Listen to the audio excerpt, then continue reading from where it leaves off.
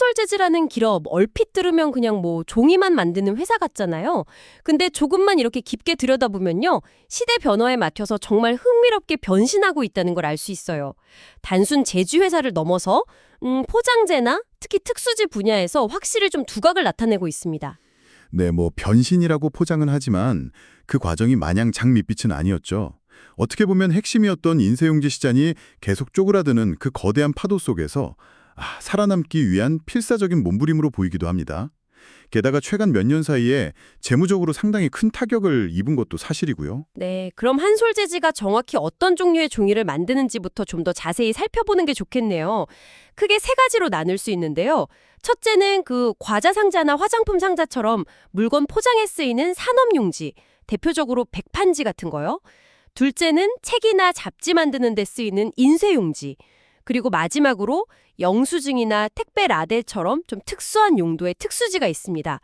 열을 가하면 색이 변하는 가멸지 같은 게 대표적이죠. 원래는 뭐 신문용지로 유명했지만 지금은 사업 구조가 완전히 달라졌어요. 일단 인쇄용지부터 보죠. 그 스마트폰, 태블릿 PC 같은 IT 기기가 발달하면서 사람들이 점점 종이책이나 잡지를 덜 보게 됐잖아요. 네, 그렇죠. 이건 뭐 거스를 수 없는 흐름이고 당연히 인쇄용지 시장은 계속 위축될 수밖에 없었습니다. 한솔재즈도 이 흐름을 피하지 못하고 생산시설 일부를 다른 용도로 바꿔야 했죠. 어쩔 수 없는 선택이었을 겁니다. 근데 수출 물량의 상당 부분을 미국 시장 하나에 의존하고 있다는데 이건 좀 불안해 보이는군요. 물론 시장 축소는 정말 뼈 아팠지만 거기에 정말 발빠르게 대응했다는 점은 주목할 만합니다. 기존 설비를 그냥 놀린 게 아니잖아요. 성장성이 높은 특수지, 특히 아까 말씀드린 그 가멸지 생산 체제로 과감하게 전환했습니다. 오래된 공장들을 인수해서 라벨용 가멸지 생산 중심으로 바꾼 거죠. 이걸 위기를 기회로 만든 사례로 평가하는 시각도 많거든요. 그리고 미국 시장의 경우에요.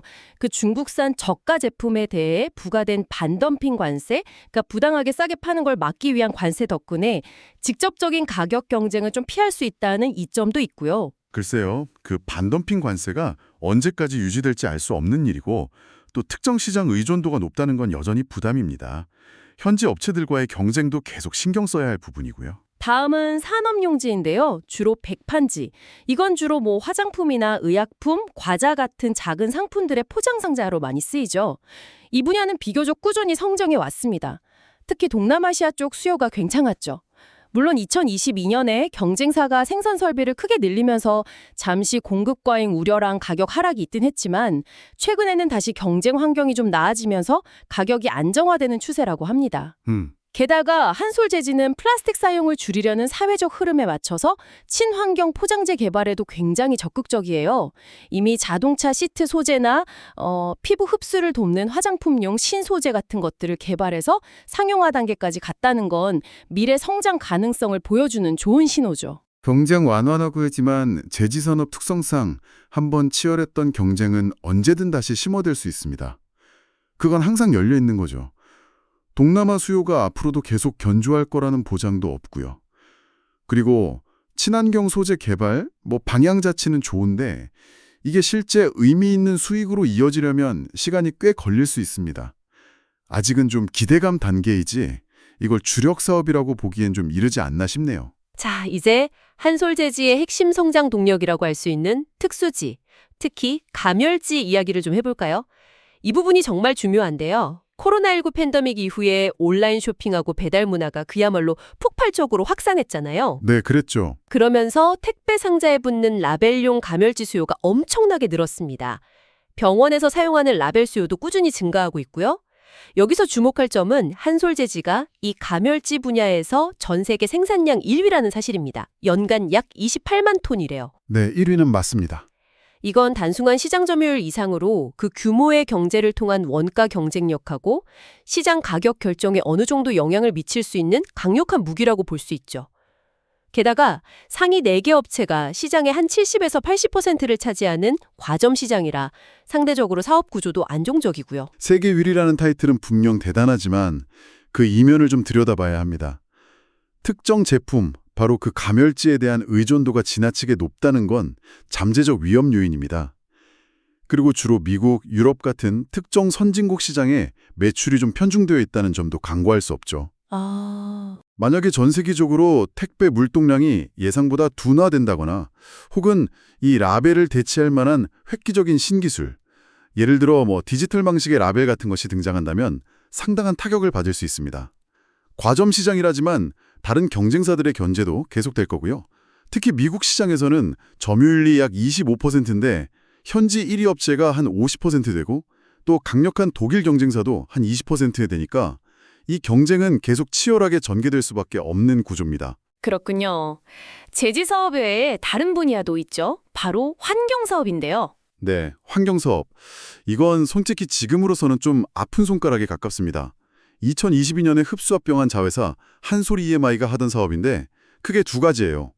하나는 상하수도 시설 같은 환경 플랜트를 설계부터 자재 조달, 시공까지 통째로 맡아서 짓는 EPC 사업이고 다른 하나는 지어진 소각로나 하수처리 시설 등을 위탁 운영하고 관리해주는 O&M 사업입니다. 근데 이 사업이 현재 적자 상태예요. 아, 적자요? 네, 과거에 맺었던 장기 운용 계약들이 최근 몇 년간 급등한 원자재 가격이나 인건비 상승분을 제대로 반영하지 못하는 구조여서 수익성이 크게 나빠졌다고 합니다. 합병을 통해 시너지를 기대했지만 아직은 재무적으로 좀 부담만 안겨주고 있는 모습이에요.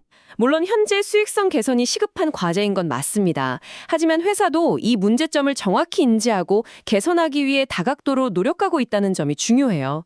수익성이 낮은 기존 계약들은 재계약 시점이 오거나 신규 계약을 할 때 원가 상승분을 반영하는 등 수익 구조를 개선하는 방향으로 추진하고 있고요. 신규 사업을 따낼 때도 과거처럼 무조건 규모만 보고 뛰어드는 게 아니라 수익성을 꼼꼼히 따져서 안정적인 사업 위주로 선별해서 수주하려고 하고 있습니다. 특히 합병 이후 한솔이라는 그룹의 안정적인 자금력과 브랜드 인지도를 바탕으로 과거에는 수주하기 어려웠던 그 음식물 쓰레기를 처리해서 바이오가스를 만드는 시설 건립 같은 기술력 있는 유망 사업 수주도 늘려가고 있다고 하니까요. 당장은 어렵더라도 장기적으로는 분명 중요한 성장 동력이 될 잠재력이 있다고 봅니다. 잠재력만으로는 부족하죠. 실질적인 흑자전환 시점이 언제가 될지가 관건입니다. 게다가 최근 몇 년간 발생했던 예상치 못한 재무 이슈들도 좀 짚고 넘어가야 합니다. 2022년 말이었죠. 기록적인 폭설로 충남 장항에 있는 공장 지붕 일부가 무너져 내리면서 생산라인 하나가 무려 5달 동안이나 가동을 멈췄습니다. 아, 맞아요. 그런 일 있었죠. 여기서만 거의 300억 원에 달하는 영업이익 손실이 발생했다고 해요. 엎친 데 덮친 격으로 과거에 수주했던 대형 물류창고 공사 2건과 관련해서 받지 못한 공사대금, 즉 미수금이 있었는데 팬데믹 이후 금리 인상 등으로 물류창고 시장이 위축되면서 사업성이 악화되자 이 미수금 전액을 회수 불가능하다고 판단하고 장부상 손실로 처리했습니다. 대손처리라고 하죠. 이 두 가지 큰 사건으로 인한 총 손실액이 거의 1천억 원에 육박했어요. 이렇게 단기간에 큰 규모의 손실은 회사의 재무 안정성에 대한 시장의 우려를 낳기에 충분했습니다. 맞아요. 정말 어려운 시기였죠. 예측 불가능한 천재지변에다가 과거 사업 부실 문제까지 한꺼번에 터졌으니까요. 하지만 중요한 것은 작년 2024년을 거치면서 이 문제들이 대부분 정리되었다는 사실입니다. 올해 2025년에 남아있는 관련 리스크는 약 50억 원 수준으로 크게 줄어들었다고 해요. 정말 힘든 고비는 넘겼다고 볼 수 있는 거죠. 15%면 꽤 크죠. 그렇죠. 이건 회사의 수익성에 직접적인 타격을 주는 심각한 문제입니다. 물론 관세 부담을 상쇄하기 위해 제품 가격 인상으로 대응하겠다고 하지만 특히 인쇄용지 같은 경우는 미국 시장에서 경쟁사 눈치를 보느라 가격 인상 시점이 다소 늦어졌죠. 관세 부과가 큰 부담인 것은 분명하지만 이 역시 적극적으로 대응하고 있습니다. 말씀하신 대로 수요가 견조한 가멸지는 관세 부과 즉시 가격 인상을 단행해서 충격을 상당 부분 흡수했고요. 인쇄용지도 작년 3분기에 가격 인상을 추진해서 작년 4분기부터는 그 효과가 온전히 반영될 것으로 보입니다. 게다가 비용 측면에서는 긍정적인 신호들도 있어요.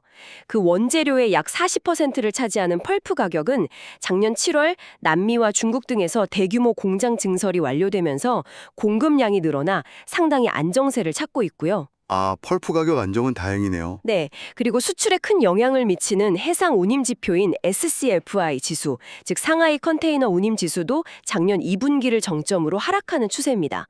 따라서 원가 부담은 줄어들고 판매 가격 인상 효과까지 더해지면 수익성은 충분히 개선될 여지가 있습니다. 가격 인상이 시장에서 얼마나 순조롭게 받아들여질지는 좀 더 지켜봐야 할 문제입니다. 그래서인지 올해 2025년 실적 전망치도 연초 기대에는 다소 못 미치는 수준으로 나오고 있죠. 네, 맞습니다. 작년에 관세 이슈로 인한 가격 인상 효과 반영이 시기적으로 다소 늦어지면서 올해 2025년 영업이익 목표치는 800억 원 수준으로 예상하고 있습니다. 하지만 내년 2026년에는 올해 단행된 가격 인상 효과가 연간으로 온전히 반영되면서 원래 시장에서 기대했던 1,000억 원, 1,000억 원 이상의 영업이익 달성도 가능할 것으로 조심스럽게 기대하고 있어요. 800억 원도 결코 적은 금액은 아니지만 연초에 회사 스스로 제시했던 기대치, 그 1,000억 원 이상보다는 분명 낮아진 수치입니다. 이렇게 예측하기 어려운 관세 같은 외부 변수 하나에 실적 전망치가 크게 흔들린다는 점은 투자 관점에서 볼 때 매력도를 떨어뜨리는 요인이 될 수 있습니다. 내년 1,000억 원 달성도 현재로서는 그저 희망적인 기대일 뿐이고요. 그래도 이렇게 어려운 시기를 겪으면서도 주주들을 잊지 않고 있다는 점은 긍정적으로 평가할 만합니다. 주주 환원에 꾸준히 신경을 쓰고 있거든요.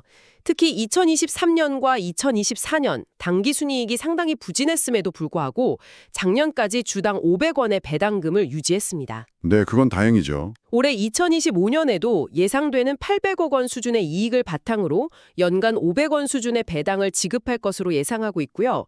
내년에 정말 이익이 1,000억 원대로 올라서면 배당금 상향 조정도 적극 검토할 계획이라고 합니다. 최소 주당 500원 배당은 유지한다라는 정책 기조는 주주 입장에서는 긍정적으로 볼 수 있겠죠. 배당을 유지하는 건 다행스러운 일이지만 결국 기업의 이익이 꾸준히 그리고 의미 있게 늘어야 배당도 함께 증가할 수 있습니다. 최소 500원 유지라는 말이 어쩌면 그 이상으로 배당금을 올리기는 당분간 쉽지 않다는 좀 방어적인 표현으로 해석될 수도 있고요. 결국 모든 것은 내년 실적이 정말 시장의 기대치만큼 개선되는지 여부에 달려있다고 봐야 할 것 같습니다. 그럼 앞으로 한솔재지는 어떤 성장 전략을 가지고 있을까요? 핵심은 역시 수출 경쟁력 강화, 특히 기술력이 중요한 특수지하고 미래 먹거리인 친환경 패키징 솔루션에 집중하는 모습입니다. 앞서 말씀드린 라벨용 가멸지가 단기적인 성장을 이끌고 장기적으로는 플라스틱을 대체할 수 있는 다양한 친환경 종이 소재들을 새로운 성장 동력으로 키우려는 전략이죠. 또 하나 주목할 점은 매년 600억에서 800억 원 규모의 설비 투자를 꾸준히 진행하고 있다는 겁니다. 단순히 생산량을 늘리는 투자가 아니라 노후된 기계를 최신 고효율 설비로 교체하거나 공정을 개선하는 그런 보완 투자를 통해서 원가 경쟁력을 계속 유지하고 대규모 투자가 어려운 후발주자들과의 기술 및 원가 격차를 더 벌리겠다는 의도로 보입니다. 매년 수백억 원의 설비 투자가 계속 필요하다는 건 바꿔 말하면 그만큼 꾸준히 현금이 빠져나간다는 의미이기도 합니다. 현금 흐름 관리 부담이 작지 않다는 거죠. 그리고 신규 업체가 진입하기 어려운 과점 시장이라는 것은 역으로 기존의 소수 경쟁사들과의 생존 경쟁은 더욱 치열해질 수밖에 없다는 뜻이기도 합니다. 네, 그렇죠. 야심차게 개발하는 친환경 제품들이 과연 시장에서 얼마나 빠르고 폭넓게 받아들여질지도 아직은 미지수고요. 그리고 만약 주력인 라벨 시장의 성장세가 예상보다 빨리 꺾이거나 둔화된다면 다른 사업 부문들이 아직 확실히 자리 잡지 못한 상황에서 그 타격은 상당히 클 수 있다는 점도 항상 염두에 두어야 합니다. 네, 정리해보면 한솔재지는 확실히 전통적인 제지산업이라는 틀에 안주하지 않고 특수지와 친환경 소재라는 새로운 성장 엔진을 장착하기 위해 끊임없이 변신을 시도하고 있습니다. 급변하는 외부 환경 변화에 나름대로 민첩하게 대응하려는 노력과 미래를 위한 기술 개발 투자는 인상적이네요. 하지만 그 벼사의 과정에서 겪었던 재무적인 어려움이나 미국 관세처럼 예측하고 통제하기 어려운 외부 변수에 따라 실적이 크게 흔들릴 수 있다는 불안정성은 여전히 숙제로 남아 있습니다. 또한 새로운 성장 동력으로 삼고 있는 특수지 시장의 성장세가 언제까지 지속될 것인가, 그리고 친환경 소재 사업이 언제쯤 실질적인 수익을 창출할 수 있을 것인가에 대한 물음표도 아직 남아있는 상황이고요. 한솔재지가 보여준 것처럼 오래된 산업에 속한 기업이 살아남고 더 나아가 성장하기 위해서는 끊임없는 변화와 혁신이 필수적인 것 같습니다. 그렇죠.